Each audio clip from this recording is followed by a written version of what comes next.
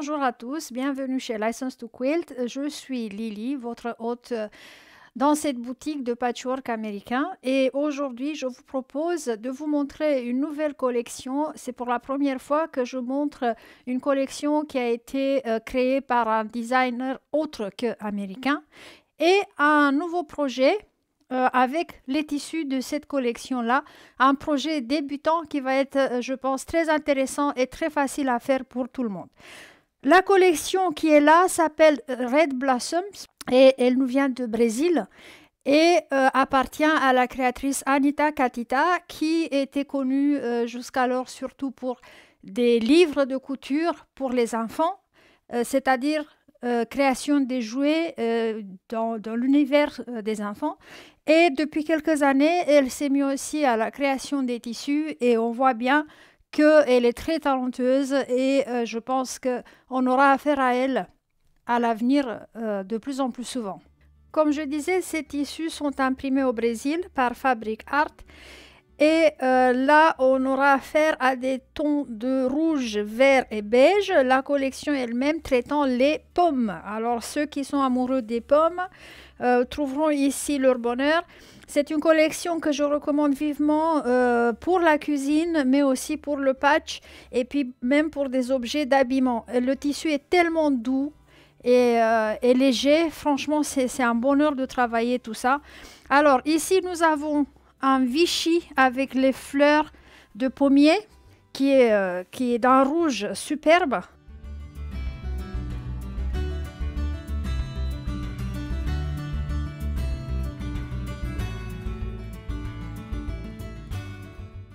Cet imprimé reprend vraiment la cuisine avec des motifs comme les desserts aux pommes, la balance de cuisine, le fruit en elle-même, les boîtes de sucre, thé ou café. Donc c'est vraiment le panier de pique-nique. Tout ça, c'est vraiment très cosy, très chic. Du Vichy pastel traditionnel, donc vintage, j'aimerais même dire. Et ainsi que Vichy avec des carreaux en diagonale sur des tons de beige.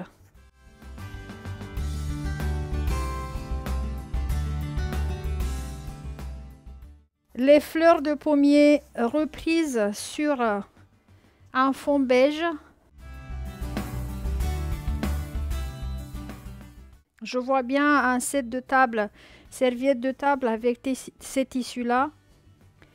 Les branches de pommier.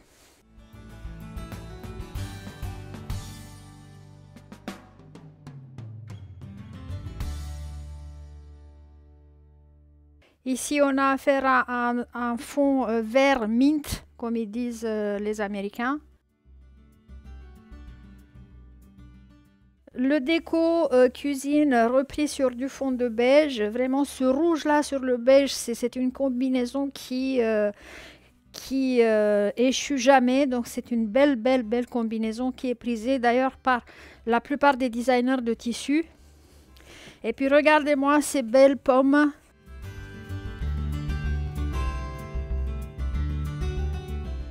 Sur le tissu, sur le fond vert mint avec des petites branches de pommier et des fleurs de pommier.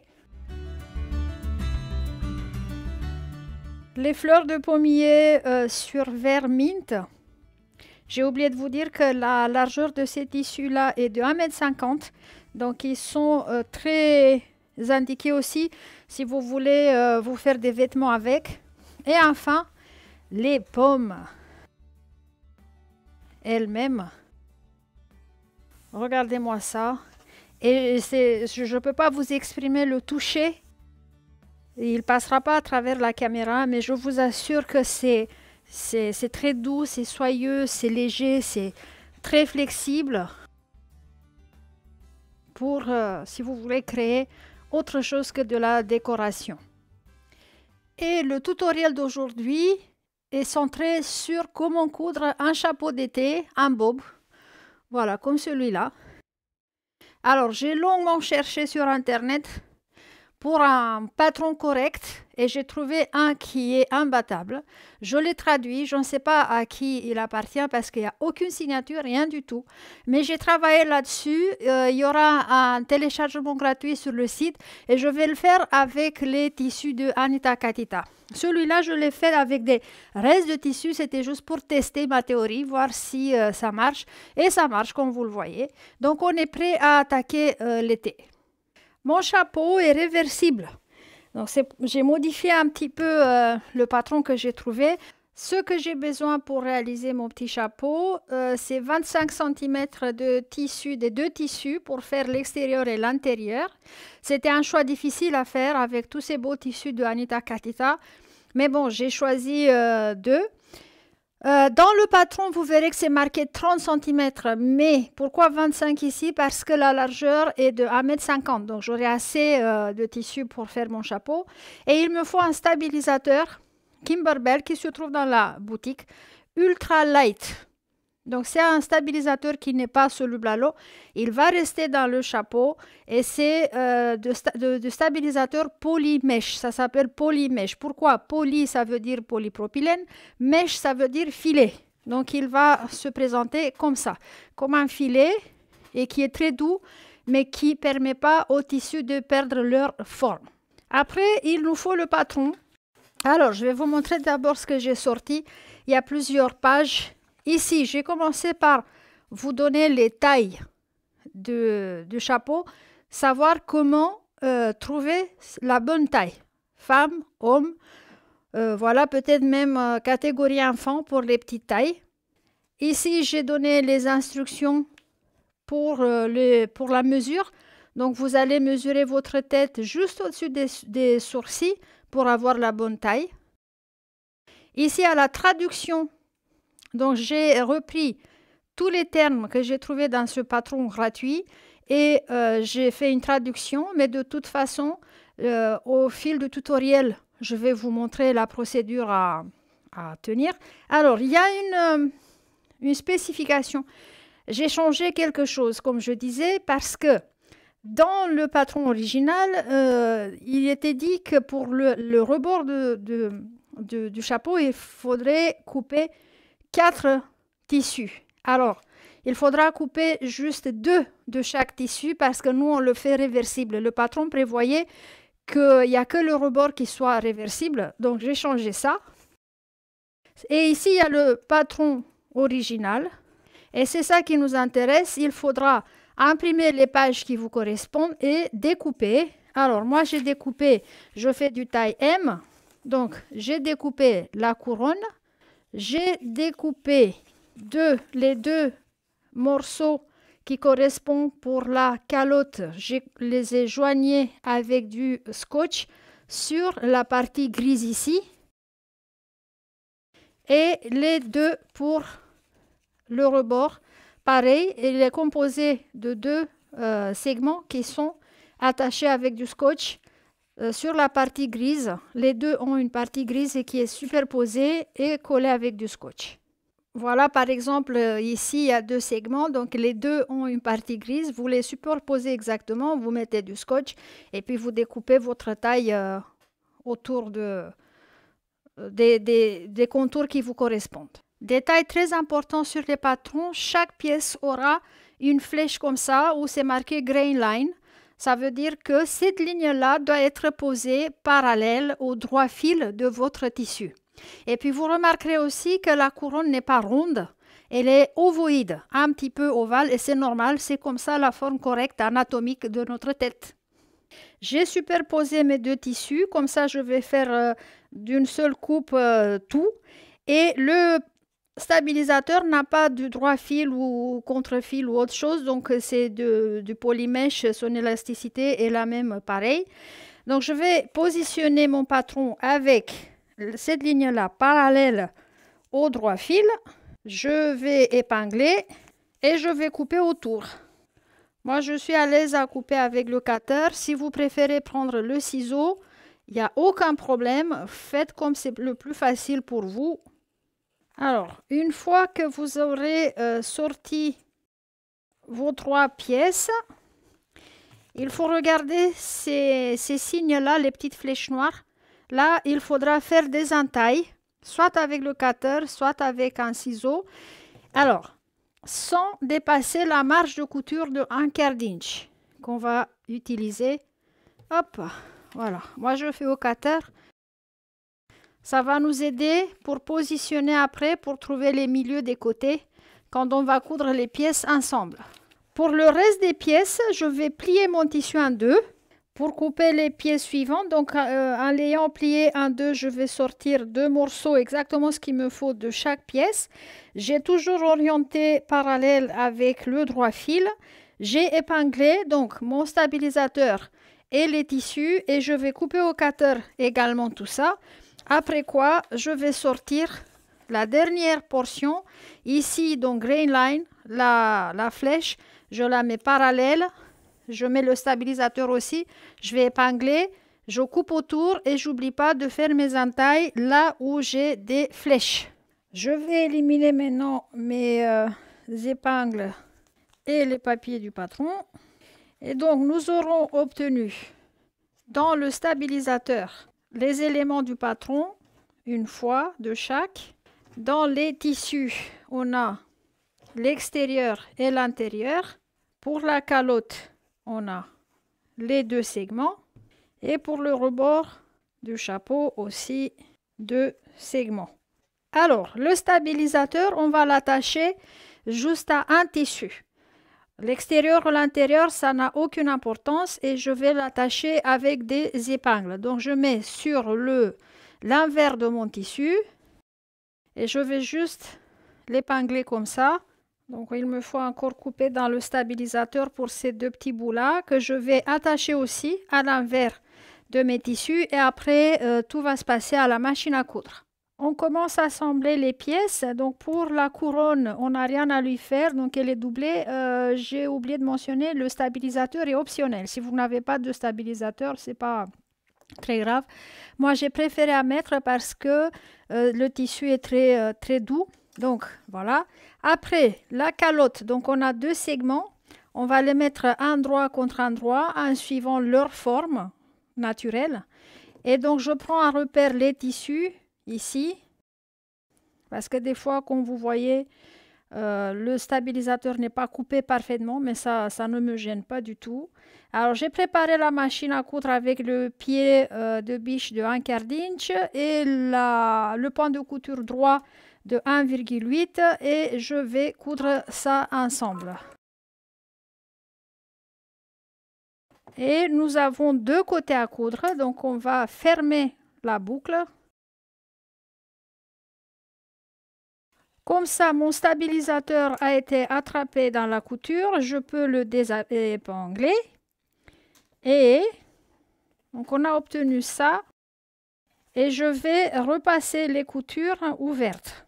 Et je vais procéder de la même manière avec le bord de mon chapeau.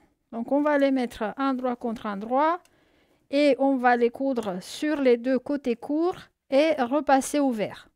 J'ai fait la même chose pour la doublure de mon chapeau. Donc actuellement, j'ai la couronne, j'ai la calotte et le rebord pour mes 2 chapeaux. En fait, on va construire 2 chapeaux. Et maintenant, on va les attacher ensemble. Donc, premièrement, on va prendre la couronne et la calotte. On va travailler sur l'envers de nos tissus. Et il faut attacher la couronne à la calotte. Mais regardez, donc la calotte a 2 courbes. On va attacher à plus courte, pas à plus longue. Ici, sur la plus longue, on va attacher le rebord. Donc, endroit contre endroit. Et ça, et pour ça, les entailles qu'on avait fait vont beaucoup nous aider. Alors, on prend les extrémités de notre ovoïde et on va les épingler avec les coutures. Donc, endroit contre endroit. Ici, j'ai l'entaille. Ici, j'ai la couture. Je les mets endroit contre endroit. Et je mets une épingle. Et pareil à l'autre bout. Donc ici, j'ai une entaille. Ici, j'ai ma couture. Je les mets ensemble avec une épingle. Après quoi, je vais chercher les autres entailles que j'ai sur les côtés Donc, j'ai ici une entaille sur le côté de ma couronne et ici une entaille sur la calotte. Je vais les mettre ensemble et je vais épingler. Et pareil de l'autre côté. Après quoi, il faut que je place une couture à 1/4 d'inch sur tout le cercle pour attacher ensemble ces deux pièces-là. Et je vais toujours prendre en considération mon tissu, pas le stabilisateur qui, comme je vous ai dit, des fois peut être un peu plus grand.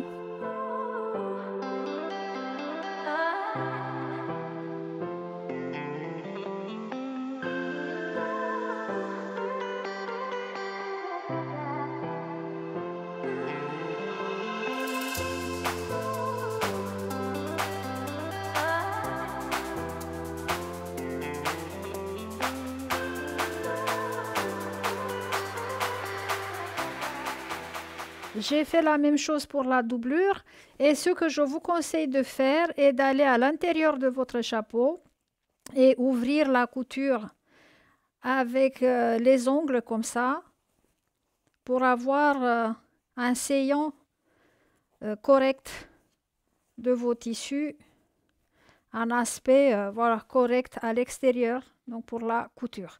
Et maintenant, je vais attacher le rebord de mes chapeaux, pareil, identique, donc couture avec couture, entaille avec entaille, en respectant par contre l'ovoïde. D'accord? Si vous allez le mettre comme ça, à l'envers, ça va être un peu compliqué pour trouver les repères. Donc, on va rester pareil, couture sur couture et sur les côtés entaille sur entaille. Et donc, je vais faire ça pour mes deux chapeaux. J'ai fini par avoir deux chapeaux, donc ça c'est ma doublure et ça c'est l'extérieur. Alors je vais les mettre endroit contre endroit. Je vais les épingler, couture sur couture. Après je vais mettre encore quelques épingles tout autour. Ici je n'ai plus des entailles, c'est le rebord de mon chapeau. Et il faut coudre ici à 1/4 d'inch tout autour en laissant quelque part une ouverture. Par exemple, je vais laisser une ouverture d'ici jusqu'ici pour pouvoir retourner tout à l'endroit. Donc ici, je laisse une ouverture. Et le reste, le pourtour, je vais les coudre ensemble. Normalement, le même point de couture, la même marge de couture pour finir mon chapeau.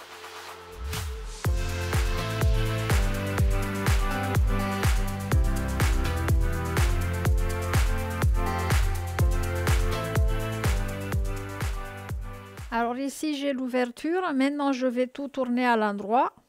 Voilà. Il me reste donc à repasser ici cette ouverture pour que je puisse fermer définitivement mon chapeau avec une couture tout près du bord. Et il faudra que j'enfonce bien la doublure dedans.